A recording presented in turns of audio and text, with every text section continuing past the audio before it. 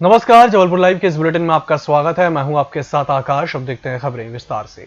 Collector कार्यालय आने वाली जनता, कर्मचारी, अधिकारियों को अब रोजाना काढ़ा पीने मिलेगा। रेड क्रॉस सोसाइटी की मदद से भवन के मुख्य दरवाजे पर काउंटर स्थापित किया गया है। जनता को काढ़ा देने से पहले कलेक्टर कर्मवीर शर्मा ने खुद उसका स्वाद लिया। वहीं लोगों को होम्योपैथी की दवा के अलावा संक्रमण की रोकथाम करने वाली आयुर्वेदिक गोलियों का वितरण भी किया। कलेक्टर कर्मवीर शर्मा ने भी चूर्ण से भरे आयुर्वेदिक काढ़े का सेवन किया। उन्होंने इस अभिनव पहल के लिए रेड क्रॉस की सराहना की। रेड क्रॉस के सचिव आशीष दीक्षित की अगुवाई में आयोजित शिविर में जिला कलेक्टर ने जिला आयुष विभाग को निर्देशित किया है कि वे फीवर क्लिनिकों में भी रोग प्रतिरोधक क्षमता वृद्धि करने वाले काढ़ा का वितरण करें। कैंट विधानसभा के वार्ड नंबर 10 के नागरिकों ने नाली का रुका काम करवाने आज ज्ञापन सौंपा और आंदोलन की चेतावनी दी। सबसे बुरी हालत है रोडों की बुरी हालत होने के बाद नालियों की भी ये स्थिति है कि नालियाँ चौक हैं।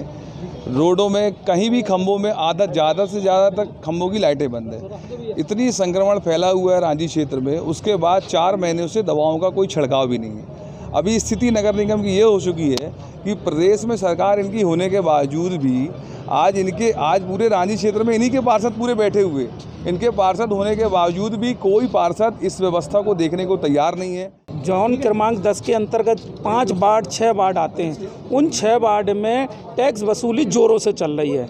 हम मानते हैं कि आज प्रदेश सरकार को पैसों की आवश्यकता है, लेकिन हम ये नगर निगम के अधिकारियों से पूछना चाहते हैं कि आप विद्युत कर मांग रहे हैं, उसमें आप शिक्षा उपकर मांग रहे हैं, आप उसमें जो नाली की सफाई कर है वो भी जुड़ा हुआ, सब चीज़ें हैं, लेकिन वो व्यवस्थाएं क्यों नहीं दे रहे। आप गलियों में देखें, बस्तियों में देखें, कुलियों में देखें तो विद्युत लाइटें जल नहीं रही हैं, स्ट्रीट लाइटें हैं नहीं। कोरोना संक्रमण के दौरान कांग्रेस शहर में अब मुखर होने लगी है। एनएसयूआई ने एक पत्रकार वार्ता में आज निजी अस्पतालों पर लूटमार का आरोप लगाया और आंदोलन की चेतावनी भी दी है। उन्होंने कहा कि निजी अस्पताल कोरोना के नाम पर लोगों को लूट रहे हैं। जो चिकित्सक और जो स्वास्थ्य कर्मी जन सेवा के भाव से विगत 5 महीने से लोगों की सेवा कर रहे हैं, जिन्होंने लोगों की जानें बचाई हैं और उन्होंने स्वयं भी कई डॉक्टर हमारे स्वास्थ्य विभाग से संबंधित ऐसे थे कि स्वयं भी संक्रमित हुए हैं। उनके प्रति हमारी पूरी सहानुभूति है और हम उन सबको सम्मानित भी करते हैं। हमारी किसी भी चिकित्सक से कांग्रेस पार्टी का कोई विरोधाभास नहीं है। शहर में जो निजी अस्पताल हैं उनसे हमारा कोई विरोधाभास नहीं है। हमारा विरोधाभास है लुटेरों से। हमारी लड़ाई है लुटेरों से, जो इस काल को भी, परिस्थितियों को भी, जो आपदा के समय जो अपने आपदा को अपने धंधे का अवसर मान के जनता को लूटने का काम कर रहे हैं, उनसे हमारा विरोध है। शहर के बस ऑपरेटर्स ने बसों का संचालन तो शुरू कर दिया है, लेकिन संख्या कम होने से यात्रियों की परेशानी जस की तस है। जिन रूटों पर ट्रैफिक अधिक है वहां भी चंद बसें चलाई जा रही हैं। बसों की संख्या बढ़ाने के लिए प्रशासन ने दबाव बनाया तो ऑपरेटर्स तरह तरह के बहाने बना रहे हैं। ऑपरेटर्स अभी 100 से 150 किलोमीटर के दायरे में ही बसें चला रहे हैं। नागपुर, छिंदवाड़ा, रीवा, इलाहाबाद, इंदौर, भोपाल रूटों पर बसों का संचालन नहीं हो रहा है। बस ऑपरेटर्स ने दावा किया था कि बसों का संचालन बंद होने से उन्होंने अपने परमिट आरटीओ में सरेंडर कर दिए थे, लेकिन 9 दिन बाद भी पूरी तरह बसों का संचालन शुरू नहीं होने से यह स्पष्ट है कि वे बहाना बना रहे हैं। कई ऑपरेटर्स मेंटेनेंस की बात कहकर बसों नहीं चला रहे हैं। यात्रियों को अपने गंतव्य तक जाने के लिए आईएसबीटी में बसों के लिए घंटों इंतजार करना पड़ रहा है।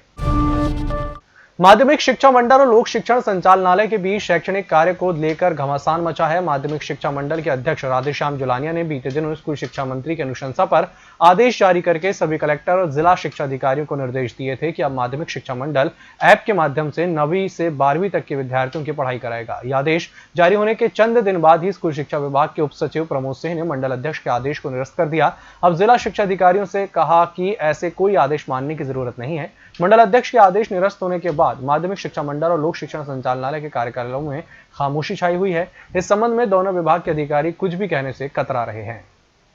कोरोना के बढ़ते मरीजों के बाद अब गंभीर संक्रमितों को ऑक्सीजन सपोर्ट देने के लिए निजी अस्पताल में सिलेंडर कम पड़ने लगे हैं। इसमें कोरोना मरीजों के साथ ही दूसरी बीमारियों के मरीजों को भी ऑक्सीजन मिलना मुश्किल हो रहा है। वर्तमान में कोरोना संक्रमण के बढ़ने पर निजी और सरकारी अस्पतालों में ऑक्सीजन सिलेंडर की मांग 60% तक बढ़ गई है। मांग के अनुसार आपूर्ति नहीं होने के कारण मरीजों की जान पर संकट बना हुआ है। इसकी मुख्य वजह महाराष्ट्र से लिक्विड ऑक्सीजन की आपूर्ति बंद होना बताया जा रहा है। प्रशासनिक अधिकारियों ने बताया कि शासन स्तर पर इस समस्या को हल करने के प्रयास किए जा रहे हैं। नर्सिंग होम एसोसिएशन के अध्यक्ष डॉक्टर जितेंद्र जामदार का कहना है कि 1-2 दिन में आपूर्ति बहाल होने की संभावना है। इसी के साथ बुलेटिन वक्त चला एक छोटे से ब्रेक का, जल्द हाजिर होंगे। होटल गौरीशी भोपाल शहर के बीचों बीच स्थित ठहरने की सर्व सुविधा युक्त जगह है। Room available in affordable prices. Our facilities: free Wi-Fi, AC, TV, parking, security, lift, full sanitized room, toiletry kit. Hotel Gaurishi, hall number 8, Chittaur complex, MP Nagar, zone 1, Bhopal. Phone number 7898128620। Break के बाद एक बार फिर से आपका स्वागत है और बढ़ते हैं अगली खबर की ओर। एक समय शहर में नगर निगम के 22 क्लिनिक थे जहां आयुर्वेद से लेकर यूनानी चिकित्सा पद्धति से उपचार किया जाता था। ये पूरी तरह से निःशुल्क होते थे और गरीबों को कभी भी इलाज के लिए भटकना नहीं पड़ता था। अब जबकि कोरोना की बीमारी के चलते सरकारी अस्पतालों में पलंग पूरी तरह भर चुके हैं और प्राइवेट अस्पतालों में लाखों रुपए मांगे जा रहे हैं, ऐसे में गरीब जाएं तो जाएं कहां? बेहतर होगा कि बंद पड़े 22 दवाखानों को फिर से खोला जाए और वहां गरीबों को प्राथमिक उपचार तो दिया ही जाए। उपरोक्त मांग नगर निगम के पूर्व नेता प्रतिपक्ष राजेश सोनकर ने संभागायुक्त और नगर निगम प्रशासक महेश चंद्र चौधरी को पत्र सौंपकर की। उन्होंने कहा कि कोरोना से शहर का बुरा हाल हो चुका है और लगातार स्थिति खराब होती जा रही है। इंसानों को जानवरों का चावल बांटने के मामले में नया खेल शुरू हो गया है। इस मसले को खत्म करने के लिए घटिया चावल मिलर्स को लौटाकर नया अच्छा चावल लेने की कवायद जबलपुर ने शुरू कर दी है। यहां 30,000 टन घटिया चावल बदला जाएगा, जबकि अनुबंध की शर्तों के मुताबिक घटिया चावल कस्टम मिलिंग प्रोसेस के 5 दिन के भीतर बदल दिया जाना चाहिए था। दूसरी ओर इस मामले की जांच सीबीआई को सौंपने की मांग को लेकर नागरिक मंच के अध्यक्ष डॉक्टर पीजी नाज पांडे और डॉक्टर MA खान की ओर से एक याचिका हाईकोर्ट में लगाई गई है। इस पर अगले सप्ताह सुनवाई हो सकती है। वहीं पूर्व मुख्यमंत्री कमलनाथ ने ट्वीट कर कहा है कि घटिया चावल के बाद अब सड़ा हुआ गेहूं सार्वजनिक वितरण प्रणाली के तहत बांटा जा रहा है। इसमें भी भ्रष्टाचार की बू आ रही है। इस भ्रष्टाचार का पैसा आखिर किसकी जेब में जा रहा है? जबलपुर स्थित बेलखेड़ा में जमीन विवाद पर कृषक उजियार सिंह पर कुल्हाड़ी से हमला कर हत्या कर दी गई। वहीं बीच बचाव करने संजय लड़िया पर भी प्राण घातक हमला किया गया, जिससे उसे शरीर पर गंभीर चोटें आई हैं, जिसे मेडिकल अस्पताल में भर्ती कराया गया है। मेडिकल में संजय की हालत भी नाजुक बनी हुई है। घटना के बाद से क्षेत्र में तनाव का माहौल बना हुआ है, जिसे देखते हुए पुलिस बल तैनात किया गया है। पुलिस ने मामले में 3 आरोपियों को हिरासत में ले लिया है। वहीं अन्य एक आरोपी फरार की तलाश की जा रही है। उजियार सिंह के उपचार के दौरान देर रात मौत हो गई। वहीं संजय की हालत को देखते हुए भर्ती कर लिया गया। घटना की खबर मिलते ही बेलखेड़ा पुलिस मौके पर पहुंची, जहां पर पूछताछ के बाद 3 आरोपियों को सरगर्मी से तलाश करते हुए बंदी बना लिया गया। वहीं एक फरार आरोपी को हिरासत में ले लिया गया है। किसान उजियार सिंह की हत्या को लेकर गांव में तनाव का माहौल व्याप्त रहा, जिसे देखते हुए मौके पर भारी पुलिस बल तैनात किया गया। बस ऑपरेटर्स की हड़ताल खत्म होने के बाद धीरे धीरे यात्री बसों का संचालन शुरू हो गया है, लेकिन शहर को अमृत योजना के तहत मिली सूत्र सेवा की सरकारी एयर कूल्ड बसों से सफर करने के लिए यात्रियों को अभी हफ्ते 10 दिन और इंतजार करना होगा, क्योंकि कोरोना के चलते किए गए लॉकडाउन और फिर बस ऑपरेटरों की हड़ताल के चलते पिछले करीब 5.5 माह से अंतर्राज्यीय बस टर्मिनल में खड़ी सूत्र सेवा की 19 बसों का बीमा समाप्त हो गया है। यही कारण है कि ऑपरेटर्स की हड़ताल खत्म होने के बाद भी सूत्र सेवा की बसों का संचालन शुरू नहीं हो पा रहा है। जिले में कोरोना वायरस का कहर जारी है। अब तो लगभग रोजाना 200 से करीब पॉजिटिव सामने आ रहे हैं। आलम यह है कि अब तक कोरोना वायरस से संक्रमित होने वालों की संख्या 6000 के करीब पहुंचने को है, लेकिन एक अच्छी बात है कि इसमें से 4000 से कुछ ज्यादा लोग कोरोना को मात दे चुके हैं। वहीं चिंता की बात है कि 100 से ज्यादा लोगों की जान भी इस दौरान चली गई। जिले के निजी अस्पतालों में कोरोना मरीजों के इलाज में लापरवाही बरते जाने की सूचना को कमिश्नर महेश चंद्र चौधरी ने गंभीरता से लिया है। उन्होंने अस्पताल प्रबंधन को ताकीद किया है कि बेहतर इलाज नहीं कर पा रहे निजी अस्पतालों पर कानूनी कार्रवाई की जाएगी।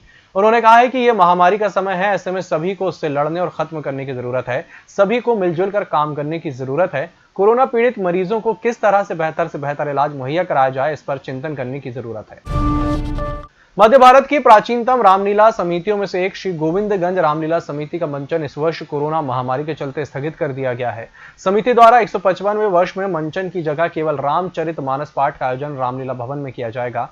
यह जानकारी रामलीला समिति के अध्यक्ष पंडित अनिल तिवारी ने कटरा वाले महावीर स्वामी मंदिर में आयोजित बैठक में दी। उन्होंने बताया कि आगामी 4 अक्टूबर से रामचरितमानस पाठ प्रसंग का शुभारंभ होगा। मंदिर में मानस पाठ में कोरोना नियमों के पालन के साथ भव्यतम रूप दिया जाएगा। साउंड के माध्यम से पूरे क्षेत्र में प्रभु की लीलाओं का वर्णन गायन किया जाएगा। इसके साथ ही श्री मुकुट पूजन, रामेश्वरम पूजन सहित अन्य अनुष्ठानिक आयोजन विधि विधान से होंगे। इसके साथ ही लोगों को LED स्क्रीन के माध्यम से गत वर्ष में हुए रामलीला मंचन को दिखाया जाएगा।